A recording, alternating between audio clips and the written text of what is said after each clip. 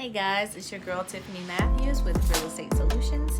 Today I am talking to you about a favorite topic of mine, which is credit repair, and I wanted to give some tips on how you could get your credit score up. So it's a new year, obviously it's tax season. What I would recommend you guys doing, once you get your tax refund, go ahead and invest some of that money that you have gotten back into yourself.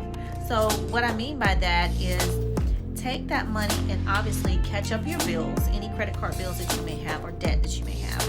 Take the additional money that you have left over and invest that with a credit repair company who is reputable and who can actually help give you some tools and also raise your credit score.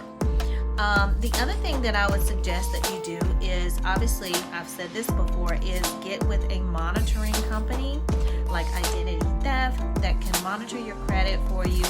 Anytime anything changes in your credit, it will automatically notify you with an email or a text message, and you can go online to their website and you can actually check out to see what the changes were. The next thing that I definitely recommend is, obviously you know this one, pay your bills on time. I cannot stress that enough, to go ahead and make sure that you are paying them either before the due date or right on the due date. One way to make sure that you don't miss a payment is to go ahead and get those set up in whatever credit card company. All of them have it typically, but you can get that set up with an automatic payment. You can do that through the company itself, the credit card company, or you can do that through your bank. So typically most banks offer that service. The other thing I would say is, if you can increasing your income actually helps with your credit score. So when they're looking at your debt to income ratio, the higher your income, the lower your debt.